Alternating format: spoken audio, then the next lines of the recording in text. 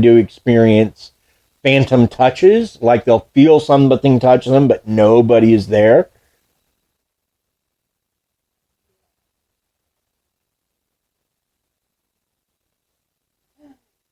American Hauntings reports sightings of more specific apparitions, including a ghostly hearse seen when dropping off coffins at the back of the building, a woman with a bleeding wrist begging for help, and a man in a white coat seen wandering around a trashed kitchen full of broken windows and destroyed furniture, accompanied by the scent of food. What type of food? Doesn't say. I looked, and what I got was food. Now, if we're going to talk about hauntings, we have to specifically talk about the 5th floor. The 5th floor is the most haunted floor. Okay, so let's talk about it. So, particularly floor room 502 is the center of much of the ghost stories surrounding Waverly, and was the area of prime interest for ghost hunting teens breaking into the abandoned hospital for years. The stories say that it is on this floor that people have seen shapes moving in the windows, heard voices telling them to get out, and even so, they say, jump to their own deaths.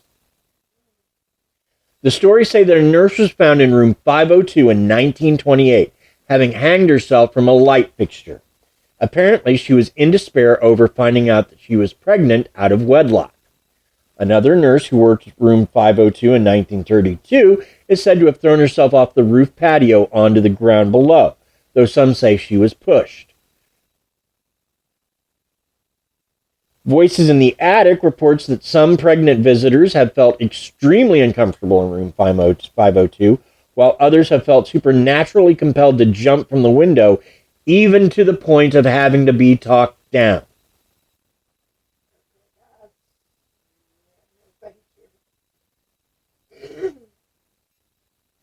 Now, according to American Hauntings, the 5th floor of Waverly Hills was not used at any point to house or confine the mentally ill. The residents were just as free to move about the floor as patients on any other floor.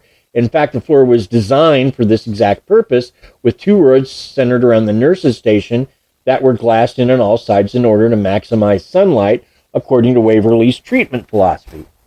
These glassed-in wards did, however, lead to rooftop patios, such as the one legends say the nurse jumped from, and from which visitors allege they felt compelled to leap from. To further kill the buzz, there are no records of any nurse suicides during Waverly Hills operation, and what's more, room 502 has no means by which a nurse could have hanged herself. The room has no rafters. The sprinkler pipes that exist in the room now weren't added until the 1970s, and the light fixtures in the room is far too delicate to support the weight of a person. The only source ever cited by people telling these stories of room 502 is a now deceased former staff member who would have been an elementary school age at the time of the nurse's alleged deaths. Weird. So they think that one is just a rumor. Well, yeah, they think it's a rumor or a hoax. And it's possible, but how many times have we seen a haunting where it's like a nurse or someone who, like when we were talking about Jefferson City, right?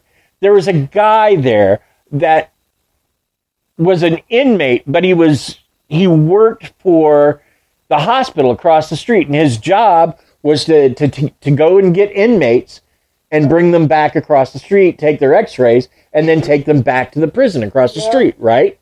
But that guy didn't die at the hospital. He got out and lived for years afterwards. His ghost returned after he died. And it's common, that's a common thing, is for ghosts of people to appear places that they were associated with in life, but they didn't necessarily die there. Right.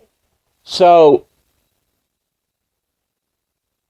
it's possible people are seeing nurses as apparitions, but they didn't have to die there for them to be apparitions at the place that were nurses. So none of this is telling me that the place isn't haunted. It's just telling me that the things that people believe about why it's haunted aren't true. Sure. Yeah.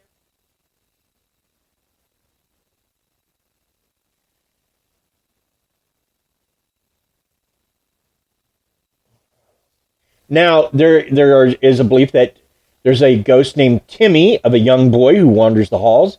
According to stories, Timmy moves around the hospital, either playing with his own leather ball or seeking something else to play with.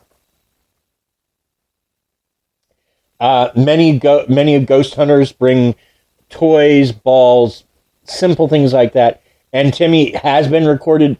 Timmy has been recorded playing with them, and some of these balls have been seen floating down the halls as if carried by an invisible hand.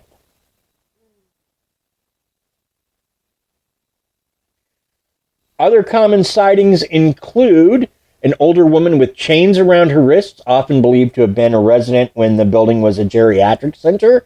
Apparently, this ghost howls for help, only to run away screaming when anyone approaches her. Which, again, this place housed the horrifically mentally ill and the elderly for a while, and they were treated with a lot of neglect. So that would support the idea that, and probably a lot of ghosts in here at that time, from that time. Another notable apparition is known as the Creeper due to its creeping, crawling movements up and around the walls, ceilings, and floors. It's said that proximity to the Creeper brings with it an overwhelming feeling of dread.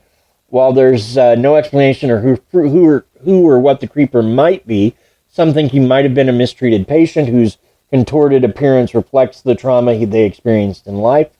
At any rate, that's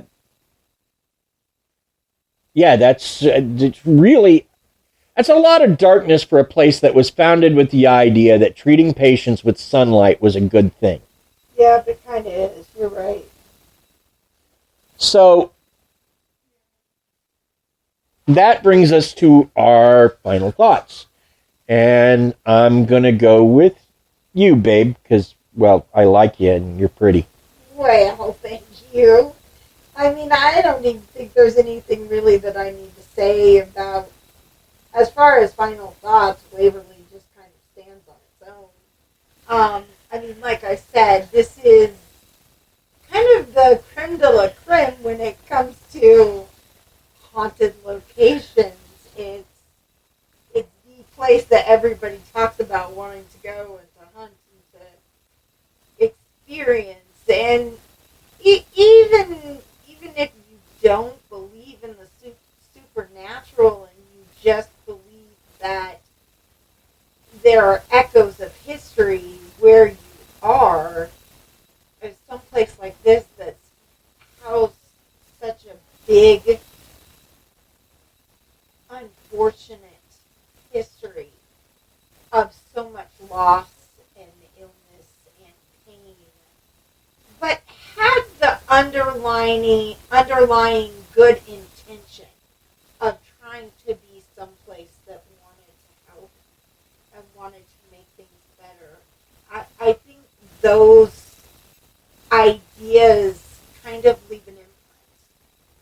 And so I think that all of that figures into what it was and what it continues to be, and the fact that people have experiences. Krysta? I do agree with Mom, definitely.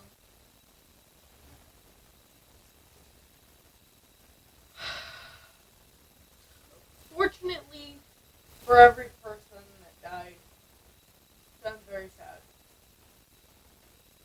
Unfortunately, should I say. I feel like this place was just, there's definitely a spot for a lot of people.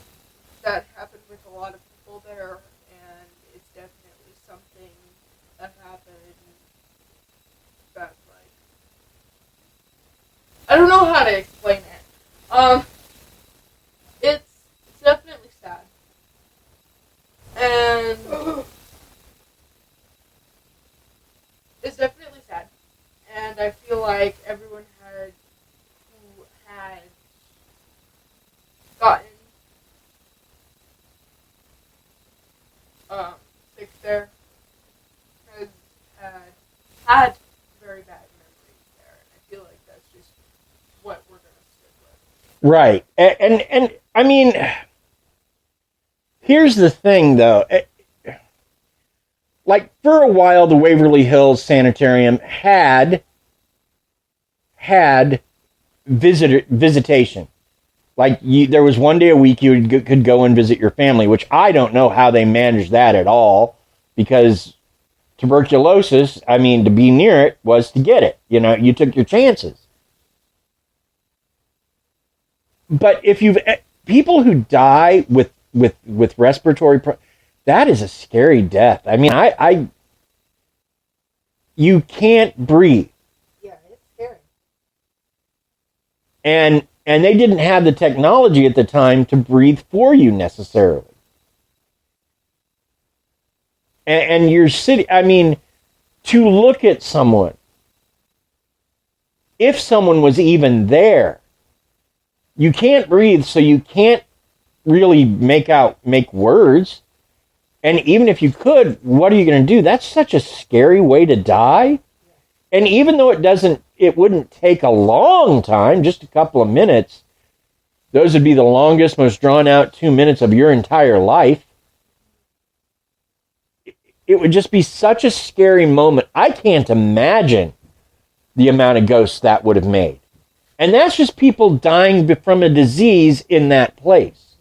That has nothing to do with the place that was a badly run mental hospital / old folks home. It is just not. I cannot see how there wouldn't be a haunting at this place, just on that alone. And so, and then you've got its reputation. Watch any 3 shows featuring this place, and you will see something happen that you cannot explain. Well, it'll be something moving, floating balls, something. There's something there. I don't care how much you want to argue with me. There is something there. What? I don't know, but there is something there. And that pretty much brings us to the end of our show. I want to thank the folks that listen. Without you, we wouldn't be able to do this, obviously. So thank you for listening. Thanks to Bill Barrett, who does our theme music. Also want to thank Paige Elmore from Reverie True Crime, who does our logo art, and who Thank you, Paige. Yes, and who may or may not have birthday wishes for our little Krysta. We'll find out in 2 weeks. Also, thanks to Aaron Gnert, the Big Dumb Fun Show. He's been sort of tagging us back and forth in lots of stuff. So we've been learning all sorts of neat things about Kansas City here recently. Also, want to tell people to follow us on Twitter. You can, there's also F. Crystalline on Twitter and Famplot Mom Laura. So yeah, follow us all on Twitter. Follow me and Krysta on Instagram. You can follow Krysta on TikTok and me on Pinterest. We post show-themed content in all those places, so things we do. Join us next week as we examine a little true crime in the independence cases of Kristen Stevens and Teresa Stone. And that is our show. That is our show. Bye. Bye.